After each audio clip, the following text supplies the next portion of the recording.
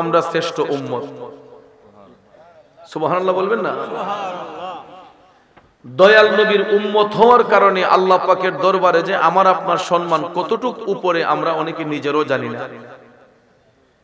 যদি একবার আমরা আমাদের ইজ্জত সম্পর্কে জানতাম, তাহলে আজকে এই এলাকার কোন যুবক বৃদ্ধ রাস্তাঘাটে সময় নষ্ট করতে পারতো না, ঘরে বসে সময় নষ্ট করতে পারতো না। মধুর চাকে মৌমাছি যেরকম বেষ্টন করে থাকে, দয়াল নবীর প্রেমিক গোলা নবীর বাগানটাকে এরকম ভাবে পরিপূর্ণ করে বসে থাকতো। ঠিক না বেঠিক? কিন্তু আমাদের বদনসিব, আমরা হতভাগ্য, আমাদের এত সম্মান হওয়ার পরেও আমরা নিজের সম্মানটা নিজে জানি না। আল্লাহর দরবারে আমার আপনার সম্মানটা কতটুকু উপরে। যদিও এই কথাগুলো আমার আলোচ্য বিষয় নয়, কিন্তু আলোচনায় ঢোকার আগে মাহফিলের পরিস্থিতি দেখে, পরিবেশ দেখে কথাগুলো বলতে হচ্ছে। আল্লাহর একজন পয়গাম্বর ছিলেন, ওনার নাম হচ্ছে হযরতে মূসা কালিমুল্লাহ। তো মূসা নবীর জামানায় মূসা নবীর একজন উম্মত, তিনি আল্লাহর জিকিরে মাশগুল ছিলেন। কার জিকিরে? আল্লাহ পাকের জিকির করা ভালো না খারাপ? তো মূসা নবীর উম্মত আল্লাহর জিকিরে যখন মাশগুল, হঠাৎ করে দেখা গেল বড় ধরনের একটা পাথর ওনার উপর এসে পড়ে গেছে। আপনারা বলেন তো, পাথরের চাপায় পড়লে কোন লোক কি বাঁচে? আমরা বলি বাঁচে না, কিন্তু একজন বাঁচাতে পারেন, তিনি কে? আর একটু আওয়াজে বলেন। এটা আমার জবানের কথা নয়, আপনার মুখের কথা নয়। আল্লাহ পাক কোরআন পাকে সূরা আল ইমরানে স্পষ্ট করে বলেছেন, ইখরিজুল হাইয়্যিতা মিনাল মাইয়্যিত। আমি আল্লাহ মৃতকে জিন্দা করতে পারি, জিন্দাকে মৃত করতে পারি। এই ক্ষমতা একমাত্র কার? আল্লাহর। আমার বাবাজিরা, বন্ধুরা, গভীর মনোযোগ, লম্বা চড়া কথা বলে আপনাদের মনোযোগ নষ্ট করব না। বাবারে, মূসা আলাইহিস সালামের উম্মত মহান রব্বুল আলামিনের জিকির করতে করতে পাথরের চাপায় যখন পড়ে গেলেন, দুনিয়ার মানুষগুলা ধারণা করলো লোকটার বেঁচে নাই। এই ধারণা করে সবাই যার যার মতো করে আপন আপন বাড়িতে চলে গেলেন। তারপর থেকে দিন যায় রাত যায়, দিন যায় রাত যায়, যাইতে যাইতে যাইতে একদিন নয়, 2 দিন নয়, 3 দিন নয়, 1 বছর নয়, 2 বছর নয়, 3 বছর নয়, বাজানো 100 বছর, 300 বছর পার হয়ে যাবার পরে পাথরটা যখন ওই জায়গা থেকে সরানো হলো, দেখা যায় জীবিত অবস্থায় পাথরের চাপায় পড়া একজন আল্লাহর বান্দা, যার জবান থেকে বের হচ্ছে আল্লাহ আল্লাহ আল্লাহ।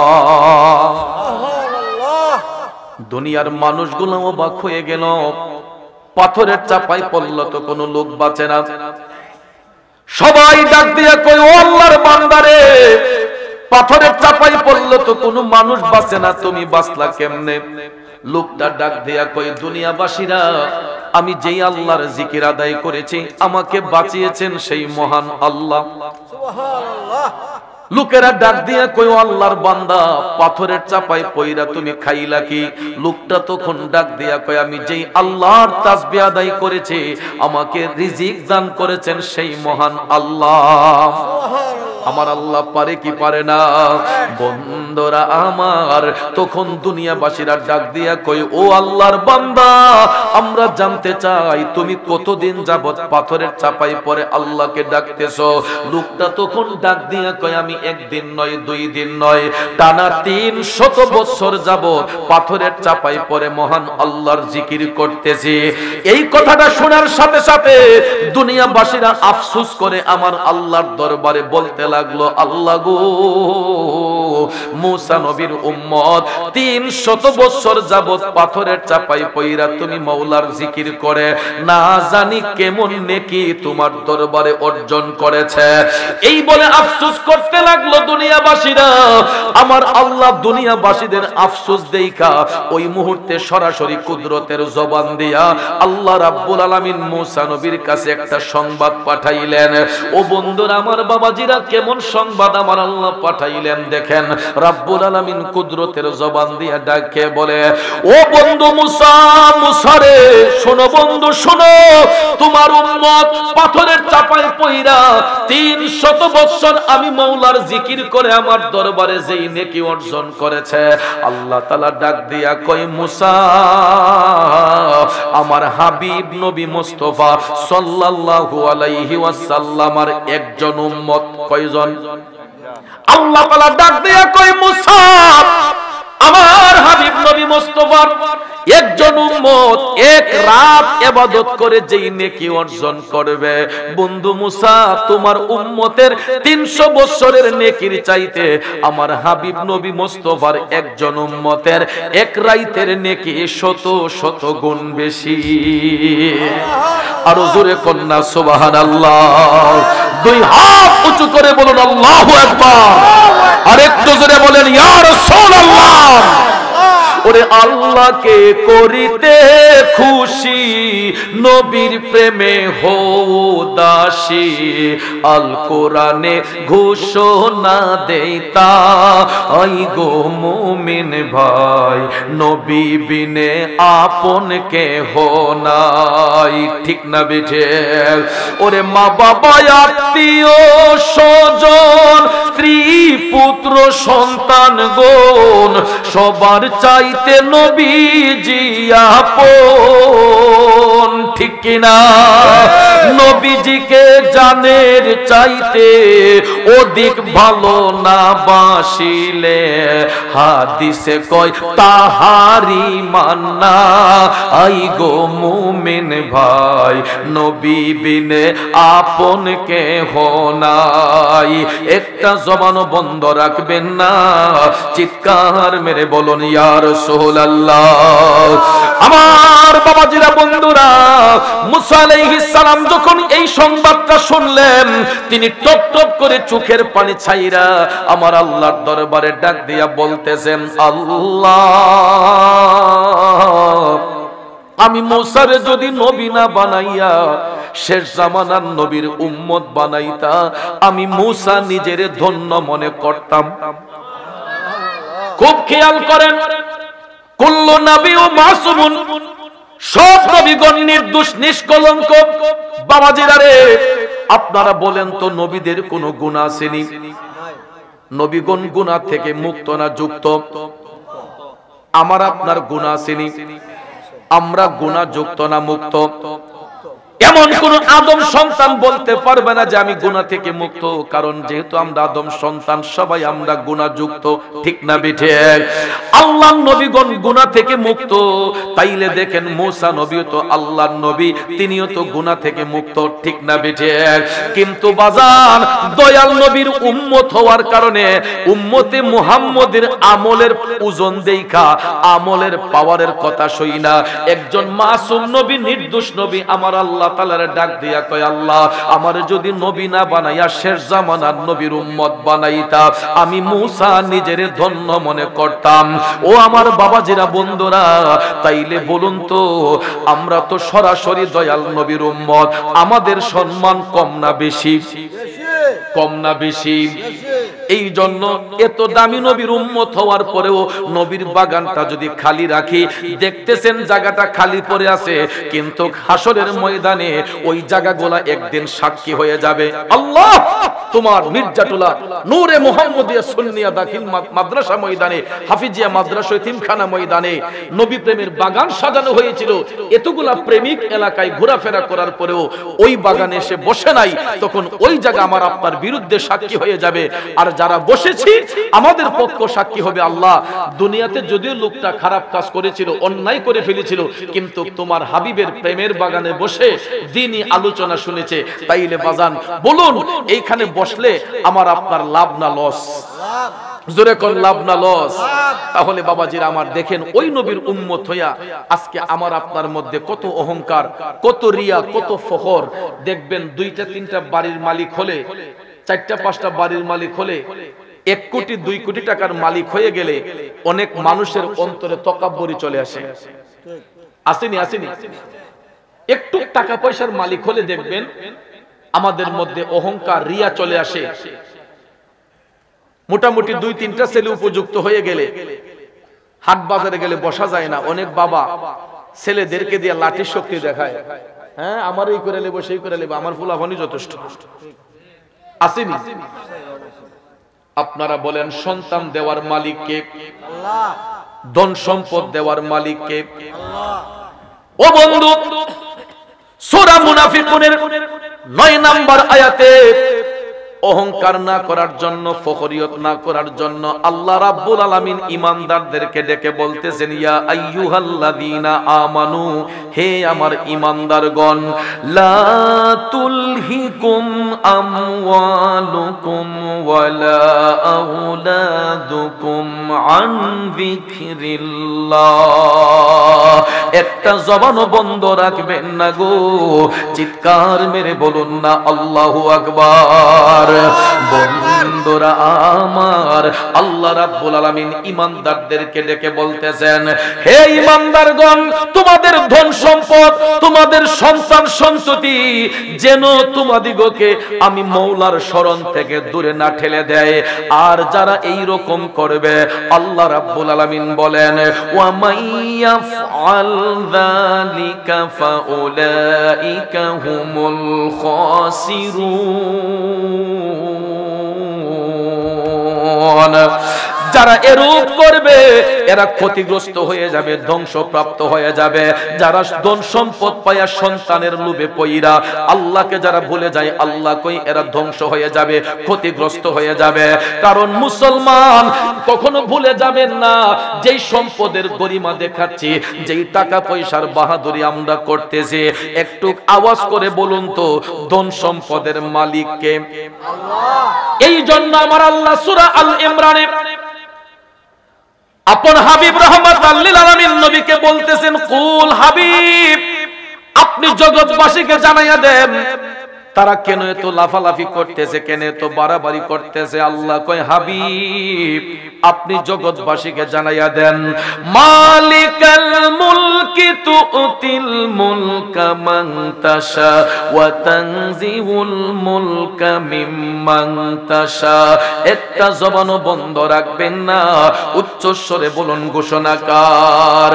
আল্লাহ রাব্বুল আলামিন ডাক দিয়া কয়, হাবিব আপনি জগৎবাসীকে জানাইয়া দেন, আমি আল্লাহ চাইলে রাজ্য দিতে পারি, আমি আল্লাহ চাইলে রাজ্যটা কেড়ে নিতে পারি। ঠিক না বেঠে? আল্লাহ কয়, হাবিব আপনি বলে দেন, ওয়া তুইজ্জু মান তাশা ওয়া তুযিল্লু মান তাশা বিয়াদিকাল খায়র। হাবিব আপনি বলে দেন, আমি আল্লাহ যাকে ইচ্ছা সম্মানিত করতে পারি, আমি আল্লাহ যার কাছ থেকে ইচ্ছা সম্মানটা কেড়ে নিতে পারি। তাইলে বলুন আমার আব্বা, কোরআনে পাকের একটা অক্ষরকে কেউ বাদ দিতে পারবে? কোরআনে পাকের কথা সত্য না মিথ্যা? আব্বা জিরারে, আমার মুখের কথা মিথ্যা হতে পারে, আপনার জবানের কথা মিথ্যা হতে পারে, অন্য কোন রাইটারের কথার মধ্যে ভুল থাকতে পারে, কিন্তু কোরআন শরীফ এমন একটা কিতাব যার মধ্যে বিন্দু মাত্র সন্দেহের করার কোনো অবকাশ নাই। এই জন্য আমার আল্লাহ তাআলা বলতে দেন সূরা বাকারার শুরুতে, যালিকাল কিতাবু লা রাইবা ফী। এই কোরআন এমন একটা কিতাব যার মধ্যে বিন্দু মাত্র সন্দেহের কোনো অবকাশ। আব্বাজিরা আমার, ও যুবক বন্ধুরা, এই কোরআনে পাকে সূরা আল ইমরানে ঘোষণা দিয়ে আল্লাহ কয়, হাবিব আপনি বলে দেন, আমি আল্লাহ চাইলে রাজ্য দিতে পারি, আমি আল্লাহ চাইলে রাজ্যটা কেড়ে নিতে পারি। তাইলে বলুন হিংসা করে লাভ কি, নিন্দা করে লাভ কি? মানলাম আপনার 1 কোটি টাকা আছে, মানলাম আপনার 2 কোটি টাকা আছে, মানলাম আপনার 3টা 4টা সন্তান আছে, কিন্তু আব্বা ও বাবাজিরা রে, খোদাই না করুক মাহফিলের প্যান্ডেলের ভিতরে তো আমার আপনার মরণটা হয়ে যেতে পারে। ঠিক নেই? নবীর বাগানে বসেছি, বের হওয়ার শব্দ আসেনি। ঘরে গেলাম, ঘর থেকে বের হওয়ার শব্দ আসেনি।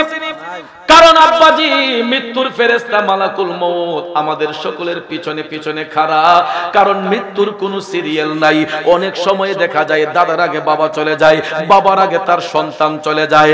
আমি নিজের চোখে দেখেছি গো, কত সন্তানের লাশ খাটিয়াতে নিয়া বাবা নিজের হাতে সন্তানের লাশটা কবরস্থ করেছে। ঠিক না বিঠে? হাসপাতালের বেডে শোয়া রাখেন নাই, প্যারালাইসিসের রোগ দেন নাই, ব্রেইন স্ট্রোক দেন নাই, সুস্থতার নিয়ামত দিয়া জান্নাতের বাগানে আসার সুযোগ দান করেছেন। তাইলে বলুন এই জবান দিয়া প্রশংসা করব কার? ও বন্ধু, আল্লাহ রাব্বুল আলামিন তখন বেশি খুশি হয় যখন আল্লাহর হাবিবের প্রশংসা করা হয়। আমরা দুরূদ শরীফ পাঠ করেছিলাম বাজানো। দুরূদ শরীফ এমন একটা ফজিলতময় আমল। দুরূদ শরীফ পড়লে আত্মা শুদ্ধ হয়, দুরূদ শরীফ পড়লে জীবনের গুনাহ মাফ হয়, দুরূদ শরীফ পড়লে আমার দয়াল নবীর দিদার নসিব হয়। ঠিক কিনা বলে? যেই দুরূদে পাকের এত শান, এত মান, এত ফজিলত, আসুন সবাই নবীর প্রেমে পাগল হইয়া দুরূদ শরীফে মশগুল হইয়া যায়। আল্লাহুম্মা সাল্লি, মাশাআল্লাহ, মাওলানা মুহাম্মদ ওয়া আলা আলি সাইয়্যিদিনা মাওলানা। আসুন জীবনের গুনাহ মাফ করার জন্য সবাই আপন আপন কলবের দিকে মুতাওয়াজ্জি হইয়া একটু প্রেমের সুরে, প্রেমের আওয়াজে আল্লাহ পাক রব্বুল আলামিনের জিকিরে মশগুল হইয়া যাই। উচ্চ কণ্ঠে সবাই আমার সাথে জিকির করুন ইসমে জাত আল্লাহ আল্লাহ আল্লাহ আল্লাহ আল্লাহ আল্লাহ আল্লাহ আল্লাহ আল্লাহ আল্লাহ আল্লাহ আল্লাহ আল্লাহ আল্লাহ। ও মাবুদ মাওলা রে, ডাকি আমরা তোমারে আল্লাহ আল্লাহ আল্লাহ আল্লাহ। ও মাবুদ মাওলা রে, ডাকে আমরা তোমারে। আজকের মাহফিল কবুল করো রে আমার দয়াল নবীর খাতিরে। ও মাবুদ মাওলা রে, ডাকে আমরা তোমারে আল্লাহ আল্লাহ আল্লাহ আল্লাহ আল্লাহ আল্লাহ আল্লাহ আল্লাহ আল্লাহ আল্লাহ আল্লাহ আল্লাহ। লা ইলাহা ইল্লাল্লাহু মুহাম্মাদুর রাসূলুল্লাহ সাল্লাল্লাহু আলাইহি ওয়াসাল্লাম। একটা জবান বন্ধ রাখবেন না, আওয়াজ করে বলুন আল্লাহু আকবার। আর একটু মায়ার সুরে বলুন ইয়া রাসূলুল্লাহ। জবানটা খুলিয়া সবাই উচ্চ আওয়াজে বলুন ইয়া ওয়ালি আল্লাহ। বিসমিল্লাহির রহমানির রহিম। ইয়া আইয়ুহাল্লাযীনা আমানু লা তুলহিকুম আমওয়ালুকুম ওয়ালা আওলাদুকুম আন যিকরিল্লাহ ومن يفعل ذلك فأولئك هم الخاسرون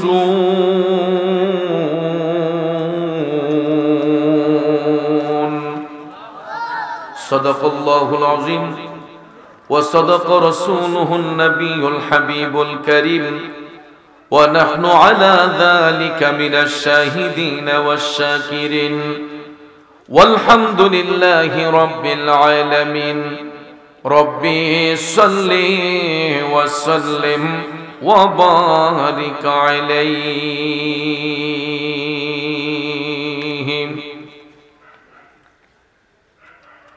নবীর প্রেমে দেব সাঁতার ঈমানের সাগরে, গোলাম জেনে নেন গো নবী আপনারই দরবারে, গোলাম জেনে নেন গো নবী আপনারই দরবারে।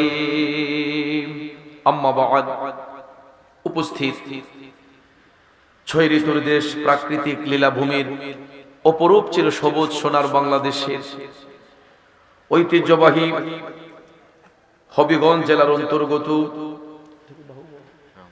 বাহুবল উপজেলাধীন মির্জাটুলা নূরে মুহাম্মদিয়া সাল্লাল্লাহু আলাইহি ওয়াসাল্লাম সুন্নিয়া হিফজুল কোরআন মাদ্রাসা ও এতিমখানার উদ্যোগে প্রতি বছরের নিয়ে মাদ্রাসা সংলগ্ন ময়দানে আয়োজিত আজকের এই ষষ্ঠ বার্ষিক ইসলামী সুন্নি মহাসম্মেলন 2023 ইংরেজি সনের মুআজ্জাজ সাহেব সদরে মুকাররম, আপনার আমার সুপরিচিত ঐতিহ্যবাহী নূরে মুহাম্মদিয়া সুন্নিয়া আলিম মাদ্রাসার স্বনামধন্য সুদক্ষ অধ্যক্ষ, হাজারো আলেমের উস্তাদ, উস্তাদুল উলামা আল্লামা আলহাজ মুফতি মুহাম্মদ বদরুর রেজা সেলিম সাহিব দামাত বারকাতুহুমুল আলিয়া। আজকের মাহফিলের সহসভাপতিদের মধ্যে অনেকে রয়েছেন, বিশেষ করে জনাব জিতু মিয়া জমাদার সাহেব, হাজী খুরশেদ আলী সাহেব, দরবেশ আলী সাহেব, আব্দুল সালাম জমাদার সাহেব। তীর দেহ মাটি হয়ে যায় মনরে, নিঃশ্বাসের নেই কোনো বিশ্বাস, ঠিক কিনা বলেন? ও মির্জাটুলার প্রেমিকরা, মানলাম আপনার সন্তানের চোখের সামনে আপনার মরণ হয়ে গেল, কিন্তু ব্যাংকের মধ্যে 2 কোটি টাকা সেভ এজেন্সি করে রাখছেন, বাড়িটা 3-4 তালা করে দিয়েছেন, 2টা-3টা সন্তানকে 2টা-3টা বাড়ির মালিকানা দাবি করে দিয়ে গেছেন, কিন্তু বলেন তো আপনি মারা যাবার পরে ব্যাংকে যে 2 কোটি 3 কোটি টাকা রাখছেন, আপনার সন্তানরা কি আপনার আমার কবরে সেই টাকাগুলা দিয়ে আসবনি? কথা কোন আসবনি? ভাই বন্ধু আপন যারা কিছুদিন কান্দিবে তারা, এই পৃথিবী মায়ারি বন্ধু,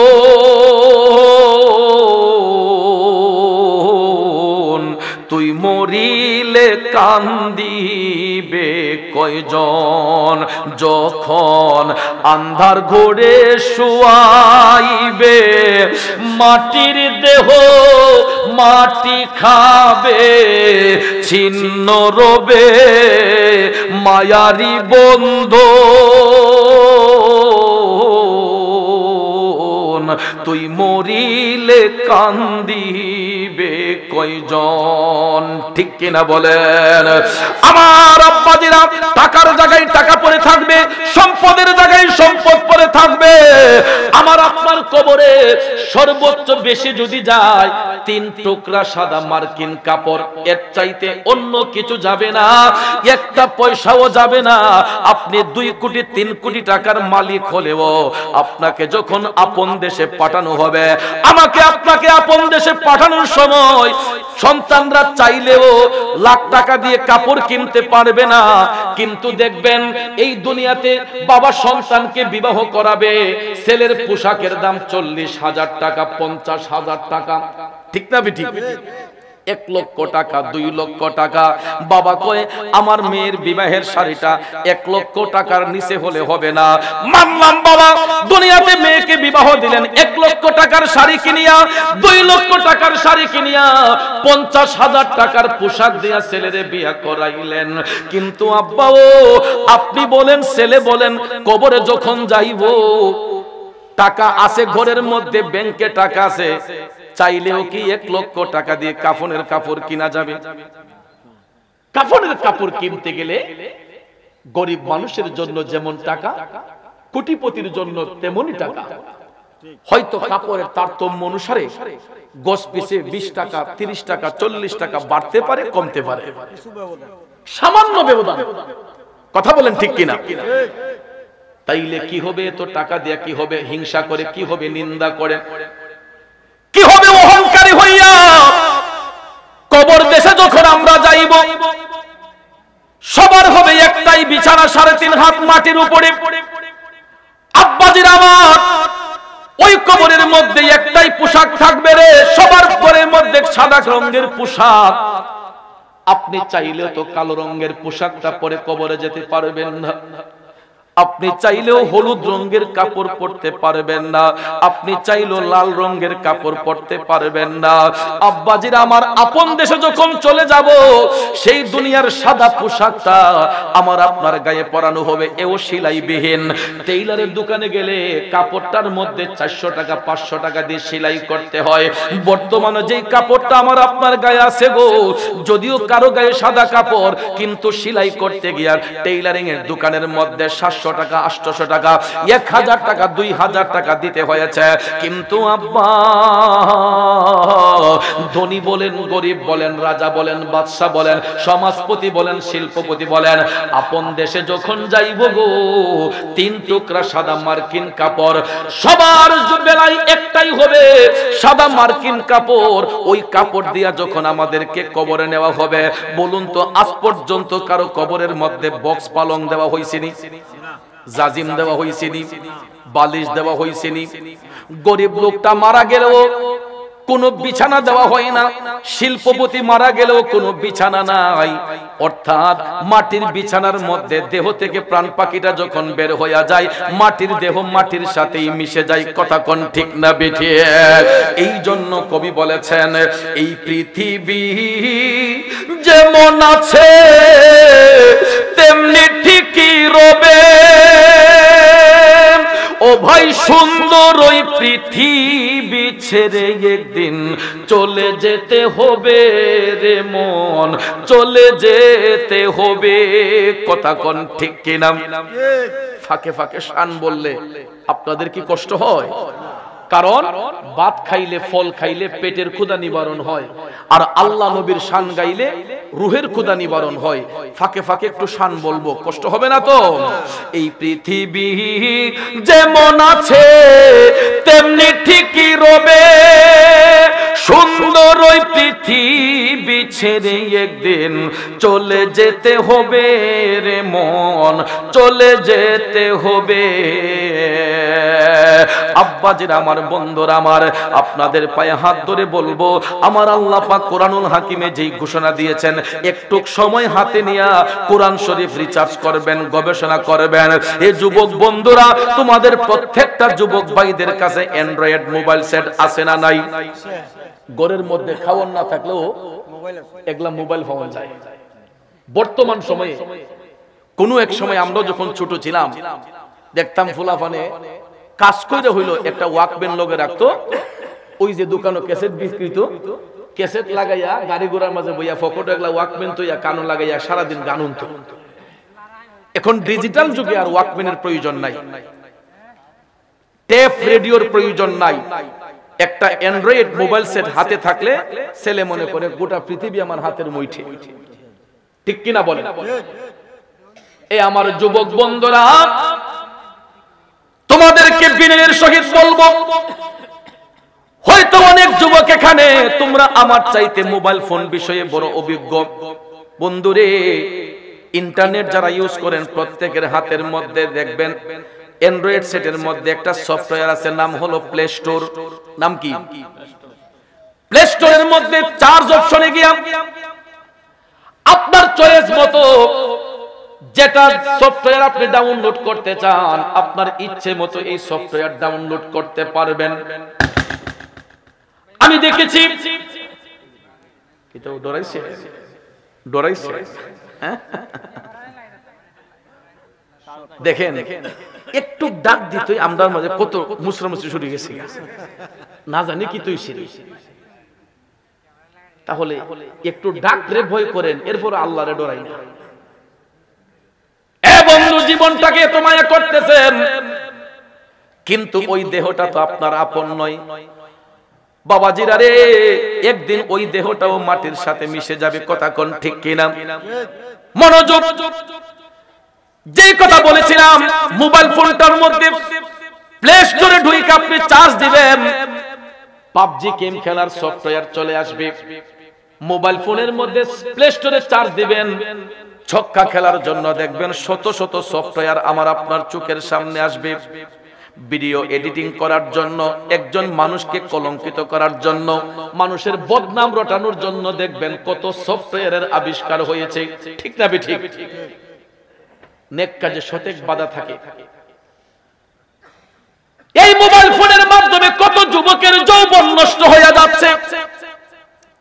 প্লে স্টোরে ঢুকে অনেক যুবকরা পাবজি খেলার জন্য সফটওয়্যার ডাউনলোড করে, অনেক যুবকরা ছক্কা খেলার জন্য সফটওয়্যার ডাউনলোড করে। ও যুবক, তুমি না মুসলমানের সন্তান?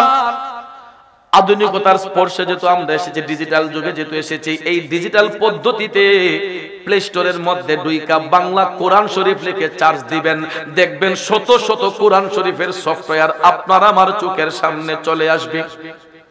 যুবক, আপনার চয়েস মতো আমি বলবো একটা বাংলা কোরআন শরীফের সফটওয়্যার ডাউনলোড করেন। ভাইয়া, যেই সময়টা হাতে নিয়ে আপনি পাবজি গেম খেলেছিলেন, যেই সময়টা হাতে নিয়ে আপনি ছক্কা খেলেছিলেন, ওই সময়টা নিয়ে অন্তত কোরআন শরীফের একটা আয়াতে কারিমার অর্থ বোঝার চেষ্টা করেন, তাইলে দেখবেন আমাদের সময়টাও কাজে লাগবে, কোরআন শরীফের প্রতি আমাদের দরদটা বেড়ে যাবে। কথা বলেন ঠিক না বিঠে? এই কোরআনকে হেফাজত করার জন্য ভাইয়ার আমার এখানে নূরে মুহাম্মদিয়া সুন্নিয়া হাফিজিয়া মাদ্রাসা এতিমখানা প্রতিষ্ঠা হয়েছে। দেখেন পৃথিবীর মধ্যে কত রাইটাররা কত কিতাব লিখেছেন, কত নবীর উপর কত কিতাব অবতীর্ণ হয়েছে। আব্বাজিরা আমার, বাইবেল বলেন, ইনজিল বলেন, আমার মনে হয় না পৃথিবীতে এমন কোন মায়ের সন্তান আগা থেকে গোড়া পর্যন্ত মুখস্থ টুটস্থ করছে বলে আমার মনে হয় না। যদিও সারা বিশ্ব খোঁজা হয়, এক দুইজন আছে কিনা সন্দেহ আছে। আমি নিজে যদি একটা কিতাব রচনা করি, আপনি যদি একটা কিতাব রচনা করেন, এটা আগা থেকে গোড়া পর্যন্ত টুটস্থ মুখস্থ কণ্ঠস্থ করা হয়তো আমার আপনার পক্ষ সম্ভব হবে না। কিন্তু দেখেন সেই মহাগ্রন্থ আল কোরআন, যেই কোরআন নিয়ে আল্লাহ বিশ্ববাসীর সঙ্গে চ্যালেঞ্জ করেছেন, এই 30 পারা কোরআন শরীফের যতখানা আয়াতে কারিমা রয়েছে, একজন হাফেজে কোরআনের দ্বারা এটা ঠুটস্থ কণ্ঠস্থ মুখস্থ করা সম্ভব হয়ে যায়। আপনি হইতে পারেন রিকশা চালক, আপনি হইতে পারেন অটো রিকশার চালক, আপনি হইতে পারেন সিএনজি চালক, আপনি হইতে পারেন তরকারি ব্যবসায়ী, আপনি হতে পারেন মুদিমালের ব্যবসায়ী, আপনি হতে পারেন কোম্পানির চাকরিজীবী, আপনি হতে পারেন সরকারি চাকরিজীবী, কিন্তু আপনার ঔরসজাত সন্তান, আপনি নিজে কোরআন শিখতে পারেন নাই, কিন্তু আপনার আমার সন্তানকে মাদ্রাসায় দেওয়ার কারণে ওই বাচ্চাটা দেখবেন যেটা আমার আপনার দ্বারা সম্ভব হয় নাই, আমার আপনার বাচ্চার দ্বারা সেই মহাগ্রন্থ আল কোরআনের 30 পারা ঠুটস্থ কণ্ঠস্থ মুখস্থ করা সম্ভব হয়ে যায়। যদিও সম্ভব হয়, বরকত দান করেছেন কে? জোরে কোন কার রহমতে? আল্লাহর রহমতে। কথা কোন ঠিক না বেঠিক? এই জন্য বাবাজিরা আমার, হে যুবক বন্ধুরা, তোমরা ইন্টারনেট ইউজ করো, আমি তোমাদেরকে নিষেধ করব না, কিন্তু ইন্টারনেটের মাধ্যমে ঈমান আকীদাও মজবুত করা যায়, আবার ঈমান আকীদাকে নষ্ট করা যায়। আমি ভালোবাসা দিয়ে আপনাদেরকে বলবো, যুবক, মোবাইল ফোনের মধ্যে সফটওয়্যার যদি ডাউনলোড করতেই হয়, কোরআন শরীফের সফটওয়্যার ডাউনলোড করো, নবীদের জীবনী ডাউনলোড করো, সাহাবায়ে কেরামের জীবনী ডাউনলোড করো, ওলি আল্লাহর জীবনী ডাউনলোড করো, তাইলে দেখবা তারা দুনিয়ার জিন্দেগিটা কেমন ভাবে অতিবাহিত করেছেন, তারা কিভাবে আল্লাহকে দেখেছেন, কিভাবে আল্লাহর ভয় অন্তরে রেখেছেন, কিভাবে তারা আল্লাহর প্রতি বিনয়ী ছিলেন। যদি তাই বলতে হয়, এই মুহূর্তে একজন সাহাবীর কথা মনে পড়ে গেল গো, যিনি আমার নবীর প্রিয় সাহাবী, যাকে আল্লাহর হাবিব এত পছন্দ করতেন।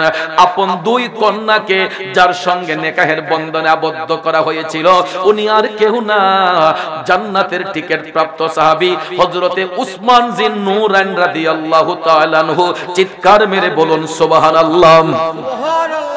আমরা তো 1-2 কোটি টাকা হলে আমাদের অহংকার চলে আসে, রিয়া চলে আসে। পৃথিবীর ইন্টারন্যাশনাল শিল্পপতি ছিলেন হযরতে উসমান জিন নূরান রাদিয়াল্লাহু তাআলা আনহু। সুবহানাল্লাহ বলবেন না? কত টাকার মালিক ছিলেন তখনকার সময়ে আমার আব্বাজিরা। দয়াল নবীর চারজন কন্যা সন্তান ছিলেন। একজনের নাম হচ্ছে হযরতে যায়েনব রাদিয়াল্লাহু তাআলা আনহা, একজন হচ্ছে রুকাইয়া রাদিয়াল্লাহু তাআলা আনহা, একজন হলো উম্মে কুলসুম রাদিয়াল্লাহু তাআলা আনহা, আর একজন হলেন আম্মাজান খাতুনে জান্নাত মা ফাতেমাতুজ জাহরা রাদিয়াল্লাহু তাআলা আনহা। এই চারজনের মধ্যে মধ্যখানে যেই দুইজন ছিলেন, হযরতে রুকাইয়া রাদিয়াল্লাহু তাআলা আনহার নিকাহের বন্ধন হয়েছিল হযরতে উসমান জিন নূরান রাদিয়াল্লাহু তাআলা আনহুর সাথে। বন্ধু, দাম্পত্য জীবন কাটানোর কিছুদিন পরেই দেখা যায় হযরতে রুকাইয়া রাদিয়াল্লাহু তাআলা আনহার ইন্তেকালের পরে হযরতে উসমান রাদিয়াল্লাহু তাআলা একটু আপসেট হয়ে গেলেন। আল্লাহর হাবিব যখন দেখলেন উম্মতের চেহারাটা একটু বেজার, স্বাভাবিক, কারণ স্বামীর চোখের সামনে স্ত্রী মারা গেলে কোন স্বামীর মনে ভালো থাকে না। হযরতে উসমান রাদিয়াল্লাহু তাআলা আনহু একটু ভেঙে পড়লেন।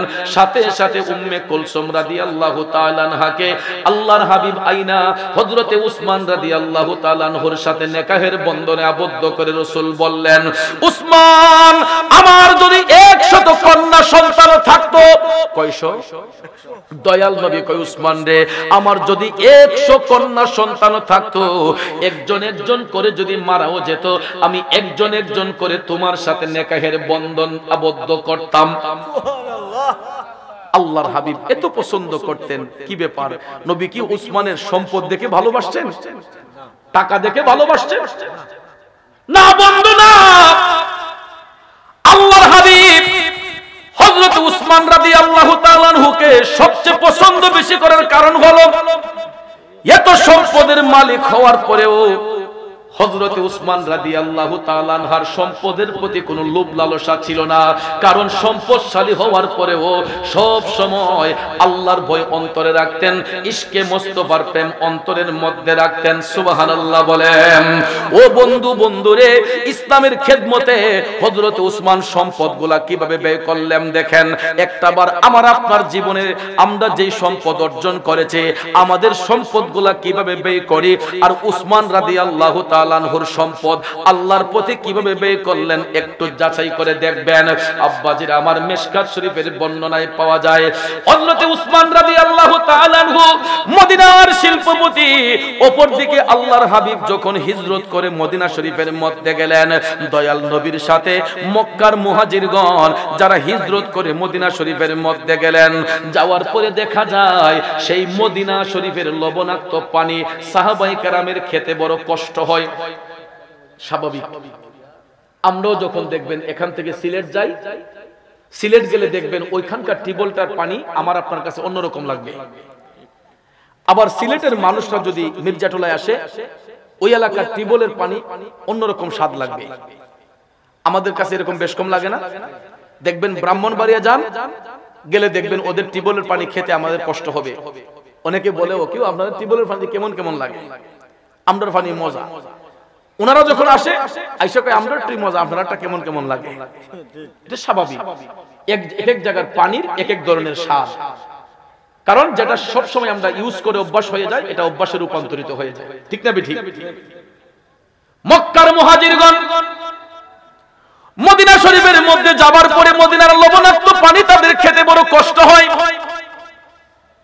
আপনারা বলেন তো, পানি ছাড়া কোন জীব কি বাঁচতে পারে? প্রত্যেকটা জীবের পানির প্রয়োজন আছে না নাই? আব্বাজিরা আমার, তখনকার সময় মদিনা শরীফের মধ্যে সুস্বাদু পানির একটা ঝর্ণা ছিল। ওই ঝর্ণাটার নাম ছিল রুমা। নাম কি? এই রুমা নামক ঝর্ণাটা মুসলমানদের দখলে ছিল না। এই রুমা নামক ঝর্ণাটা ছিল এক ইহুদির জিম্মায়। তো ইহুদি কি করত? টাকা ছাড়া কারো কাছে পানি বিক্রি করত না। কি ছাড়া? তো মুসলমানদের মধ্যে তো সবার তো এবিলিটি সমান না। টাকাওয়ালা লোকরা টাকা দিয়ে পানি কিনতে পারে। সাহাবায়ে কেরামের মধ্যে যারা সামর্থ্যহীন, যাদের এবিলিটি নাই, ওনারা কি প্রতিদিন কি টাকা দিয়ে পানি কিনতে পারে? কারণ স্বাভাবিক, আমাদের দেশেও দেখবেন বড় লোক যারা, তারা হয়তো প্রতিদিন ফ্রেশ পানি, মাম পানি, এরকম পানিগুলো তারা কিনে খাওয়ার মতো এবিলিটি তাদের আছে। কিন্তু সাধারণ মানুষ যারা, এদের পক্ষে তো প্রতিদিন প্রতিনিয়ত ফ্রেশ পানি, মাম পানি কিনে খাওয়ার মতো সামর্থ্য তাদের নাই। কথা বলেন ঠিক না বেঠিক? গভীর মনোযোগ। মক্কার মুহাজিরগণ সামর্থ্য নাই প্রতিদিন টাকা দিয়ে পানি কিনবি। সমস্ত মুহাজিরগণ ঐক্যবদ্ধ হইয়া তারা আল্লাহর হাবিবের কদম মোবারকে গেলেন। আসসালাতু ওয়াসসালামু আলাইকা ইয়া রাসূলুল্লাহ বলে সালাম দিয়া সাহাবায়ে কেরাম ডাক দিয়া বললেন, নবী গো, রুমা নামক ঝর্ণার পানিটা যদি আমরা খেতে পারতাম আমাদের জন্য খুব আরামদায়ক হতো, কিন্তু নবী গো আমাদের তো এবিলিটি নাই, আমরা টাকা দিয়ে পানিটা কিনতে পারি না। ইয়া রাসূলুল্লাহ, এই রুমা নামক ঝর্ণার পানিটা যদি আমরা টাকা ছাড়া যদি খাইতে পারতাম আমাদের জন্য খুব আরামদায়ক হতো। বন্ধুরা আমার, বাবাজিরা, সাহাবায়ে কেরাম অ্যাপ্লিকেশন করেছে, আমার মদিনার কামলিওয়ালা নবী কি উম্মতের অ্যাপ্লিকেশন ফিরাইয়া দিবেন? না না না, মায়ার নবী, দয়ার নবী উম্মতরা অ্যাপ্লিকেশন করেছেন, এটা অ্যাকসেপ্ট করেছেন। সাথে সাথে সাহাবায়ে কেরামকে সান্ত্বনা দিয়া আল্লাহর নবী নিজে হাইটা হাইটা চইলা গেলেন ইহুদির বাড়ির মধ্যে। দয়ার নবী ইহুদিকে ডাক দিলেন, ভাই একটু বের হয়ে আসো। ইহুদি বের হয়ে আসলো। আল্লাহর হাবিব সাল্লাল্লাহু আলাইহি ওয়াসাল্লাম তাকে বললেন, ভাই আমি একটা প্রস্তাব নিয়ে তোমার কাছে এসেছিলাম। কই কি প্রস্তাব? দয়াল নবী ডাক দিয়া বললেন, প্রস্তাবটা হলো রুমা নামক ঝর্ণাটা তো তোমার অধীনে। কয় হ্যাঁ। মায়ার নবী বলতেছেন, তুমি এই ঝর্ণাটা আমাকে প্রদান করো, এর বিনিময়ে আমি তোমাকে একটা জান্নাতের ঝর্ণা প্রদান করে দেই। নবী কি মাগনা কইছেন? মাগনা বলেন নাই। উম্মতের দরদি হইয়া রাসূল বলছেন যে ভাই তুমি এই কূপটা আমাকে প্রদান করো, এর বিনিময়ে আমি তোমাকে জান্নাতের একটা ঝর্ণা প্রদান করে দেই। এরকম সুযোগ যদি জীবনে একটাবার আমার আপনার হাতে আসতো, আমরা কি হাতছাড়া করতাম? কলিজা টুকরা করে দেব যদি নবী তুমি চাও। ঠিক না ঠিক? কলিজা টুকরা করে দেব যদি নবী তুমি চাও, পলকে জীবন দিয়ে দেব যদি নবী তুমি চাও। ওগো আরে জিয়া মারে জীবনে একবার দেখা দাও, হাবিবি ইয়া রাসূলুল্লাহ, হাবিবি ইয়া রাসূলুল্লাহ, হাবিবি ইয়া রাসূলুল্লাহ, হাবিবি ইয়া হাবিবাল্লাহ। আমার মির্জাটুলার নবীর প্রেমিকরা, ও মুরব্বি বাবাজিরা, বলতেছিলাম কি, আল্লাহর হাবিব সাল্লাল্লাহু আলাইহি ওয়াসাল্লাম বলতেছেন, ভাই আমি তো জান্নাতের ঝর্ণার বিনিময়ে রুমা নামক ঝর্ণাটা ক্রয় করতে এসেছে। ইহুদি ডাক দেয়া কয়, মুহাম্মদ সাল্লাল্লাহু আলাইহি ওয়াসাল্লাম, ইহুদি ডাক দেয়া কয়, মুহাম্মদ এই ঝর্ণা আমি তোমাকে কিভাবে দেই? এটা আমি আপনাকে দিতে পারবো না, আমি এটার পানি বিক্রি করে আমার সংসার চালাই। জান্নাতের ঝর্ণা কখন পাবো, এটা তো স্টেশন নাই। নাউজুবিল্লাহ কন্না। ইহুদি কয়, আমার জান্নাতের ঝর্ণার প্রয়োজন নাই, আমার জন্য আমারই থাকুক, এটা আমি আপনাকে দিতে পারবো না। দেখেন এখানে ইসলাম আমাদেরকে কি শিক্ষা দান করছে।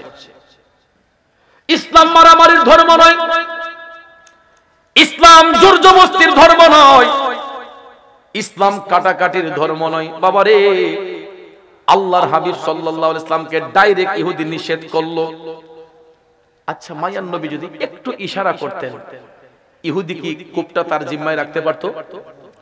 দয়াল নবী একটু ইশারা করলে এই কূপ ইহুদি রাখতে পারে না। কিন্তু আমার মদিনার কামলিওয়ালা নবী তাকে পুনরায় রিপ্লে করেন নাই যে আমাকে কূপটা লাগবে, আমাকে দিয়ে দাও। আল্লাহর হাবিব চলে আসলেন, ইহুদি রাসূলকে কূপটা দিতে অস্বীকৃতি জানালে রাসূল চলে আসলেন। সাহাবায়ে কেরাম লক্ষ্য করলেন নবীজির মন একটু বেজার দেখা যাচ্ছে, নবী রাসূলের মন খারাপ। এমন সময় হযরত উসমান রাদিয়াল্লাহু তাআলা আনহু রাসূলের কদম মোবারকে গেলেন। ইয়া রাসূলুল্লাহ, নবী গো, আপনার অন্তর মোবারকে আমাদের কারণে কোনো কষ্ট হয়েছে? আল্লাহর হাবিব ডাক দিয়ে বলেন, উসমান, আমার এমনি কোনো কষ্ট নেই। আমি ইহুদির কাছে গিয়েছিলাম রোমা নামক ঝর্ণাটা জান্নাতের ঝর্ণার বিনিময়ে ক্রয় করার জন্য, কিন্তু সে আমাকে ঝর্ণাটা প্রদান করে নাই। হযরত উসমান কথাটা শুনলেন, রাসূলের অপমানে যদি কাঁদে না তোর মন, মুসলিম নই মুনাফিক তুই রাসূলের দুশমন। ঠিক কিনা? রসুলের অপমানে যদি কাঁদে না তোর মন, মুসলিম নয় মুনাফিক তুই রাসূলের দুশমন। এ মির্জাটুলার নবীর প্রেমিকরা রে, ও আমার বাবাজিরা, দয়াল নবীর জবান মুবারক থেকে হযরত উসমান রাদিয়াল্লাহু তাআলা আনহু যখন শুনলেন ইহুদি রাসূলকে জান্নাতটা দেয় নাই জান্নাতের ঝর্ণার বিনিময়ে, হযরত উসমান টপ টপ করে চোখের পানি ছাইরা কান্না শুরু করে দিয়া বললেন, কি হবে সম্পদ দিয়া, কি হবে টাকা দিয়া, আমার দয়াল নবীর নাম মুবারকের কলঙ্ক হইলে আমি উসমান এই সম্মান দিয়া লাভ কি, আমার এই সম্পদ দিয়া লাভ কি? ঠিক না বেঠিক? চাই না রে তোর রাজ্য সম্পদ, চাই না সংসার গড়া, ওরে পেটের ফকির নই যে আমি ভিক্ষা নেব, তোরা রে দরো যাইবি কারি রে খারা। আমার ভাইয়েরা বন্ধুরা, হযরত উসমান জিন্নুরাইন রাদিয়াল্লাহু তাআলা আনহু মায়ান নবীর অন্তর মোবারককে খুশি রাখার জন্য তিনি সিদ্ধান্ত নিলেন, আমার সব সম্পদ যদি নবীর জন্য কুরবান করতে হয়, আমার সব সম্পদ আমি বিসর্জন দিয়া দেব, তারপরেও রোমা নামক ঝর্ণাটা আমি আমার দয়াল নবীর কদমে আইনা হাজির করব। সুবহানাল্লাহ, আরো জোরে কন্যা সুবহানাল্লাহ।